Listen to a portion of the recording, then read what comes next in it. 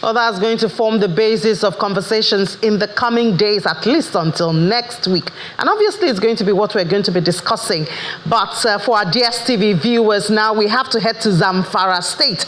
There's a commissioning about to take place there, the commissioning of some completed roads projects in Gusau, around UBA Roundabout and Freedom Square. And the governor of the state, Governor Dauda Lawal, is going to be there. It's going to be graced and performed by Ambassador Umar Damagun. He is the acting national chairman of PDP. So far, our DSTV viewers, we're going to miss you, but you can always watch this program on YouTube channel. Now, we'll still stick to our other platform, which is the UK and the local Nigerian platform. We'll continue with Business Morning. And we'll continue with the conversation on some of the high points that report tried to bring out. The issue of subsidy. Is it still in existence or not? We saw the views there, both from IMF and Mr. Chuku, saying that we're still paying subsidy on petrol. Let's find out what the Chief Executive Officer of Business Day, Mr. Frank Aigboku, has to say about this. Mr. Aigboku, good morning and thank you for your time. Good morning and thank you for having me. Yes, because a lot of people believe that the turning point for the economy in Nigeria was when President Tinubu made that announcement on May 29, 2023, that subsidy is gone. But along the line, there's the conversation that subsidy has been reinstated. The IMF even has numbers as to how much the country will spend. So would you say that statement really made a difference? Well, I think it did.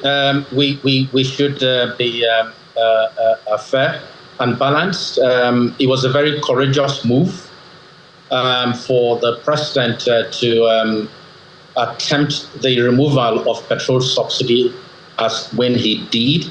But we all know that the subsidy calculation at that point was on the basis of a specific exchange rate of the naira to the dollar. And all of that has changed, which also means that the basis for subsidy has also changed. So, I mean, it's fair to say, like Mr. Chuku said in that report, since Naira is no longer going for 750 Naira, there's subsidy in existence on petrol, even as we speak. Without a question, there is a subsidy on petrol.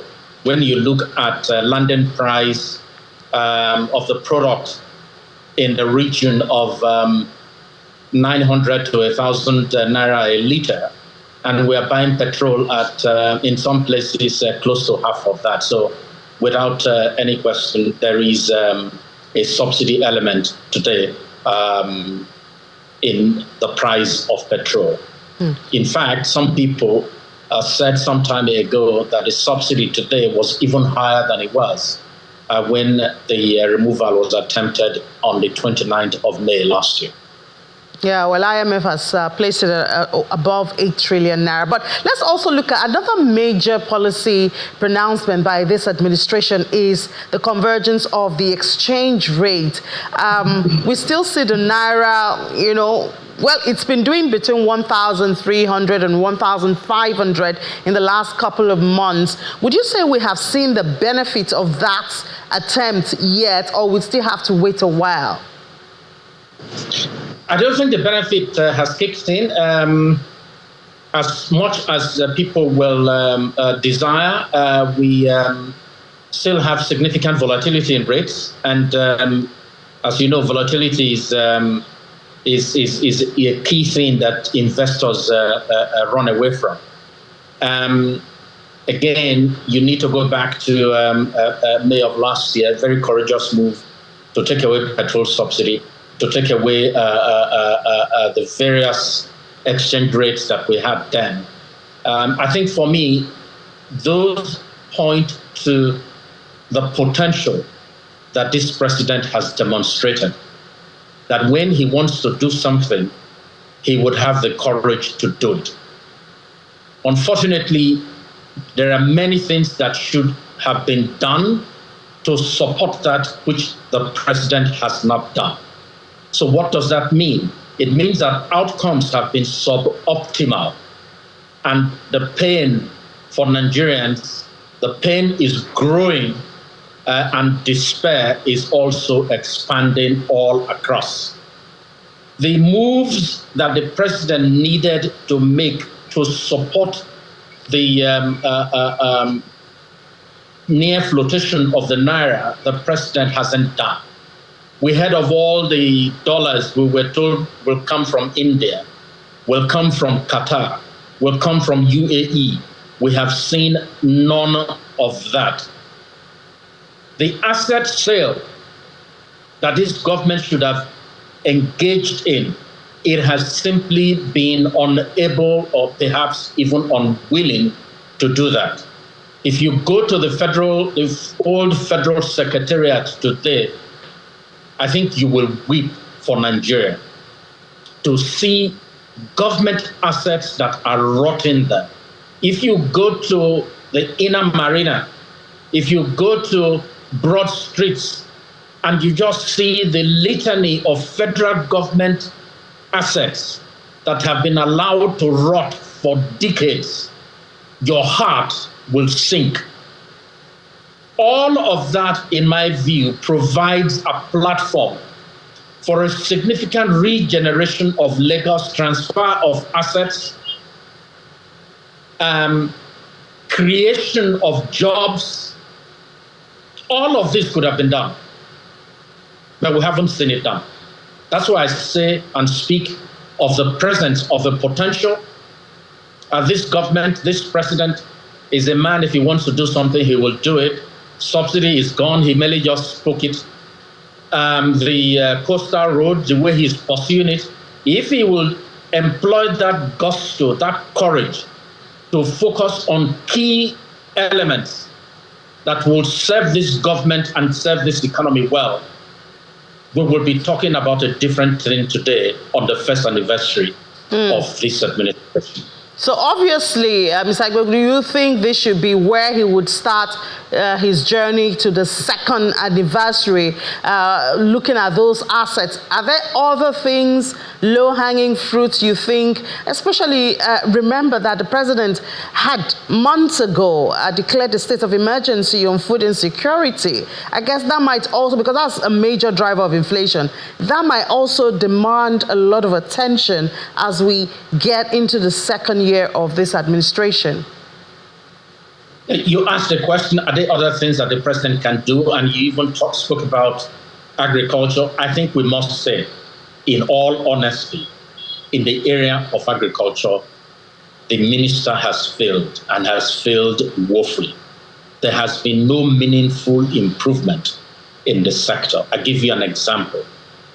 People who know are saying two things. Firstly, Nigeria's agricultural production, which in the past, say 9 years ago, hovered around 4-5% per annum, is today around 1.2, 1.4% per annum.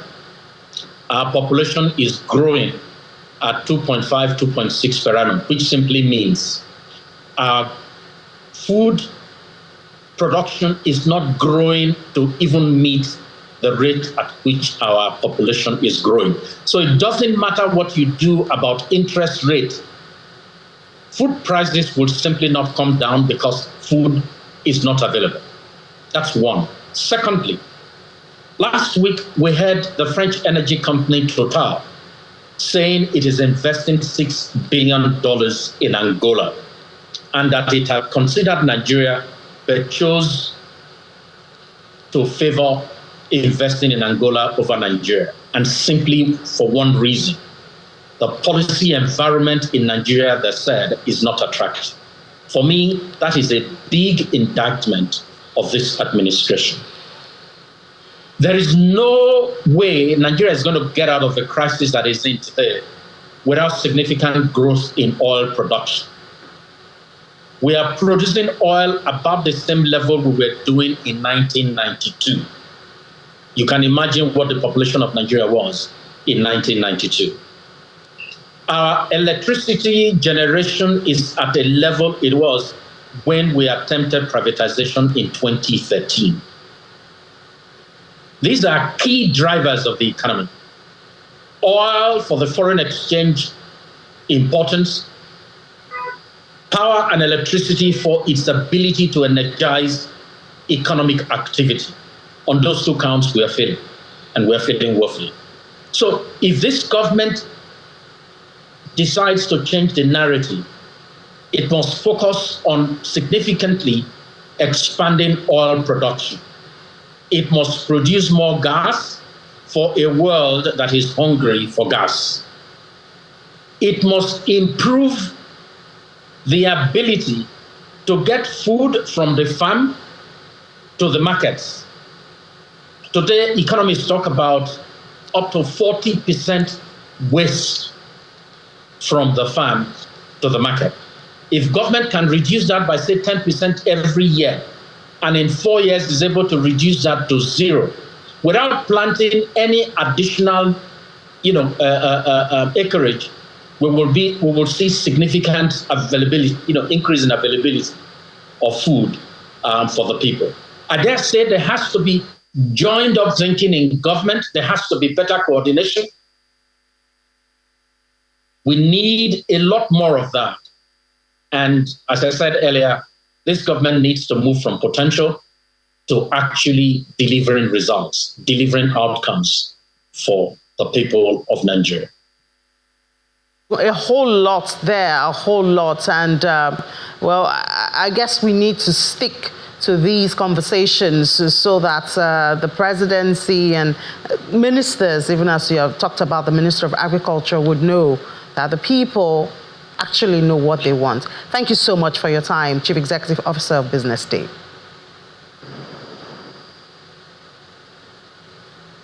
Let's take a break now. When we come back, we'll talk more about this. And of course, the Naira is not out of the conversation yet. Join us again.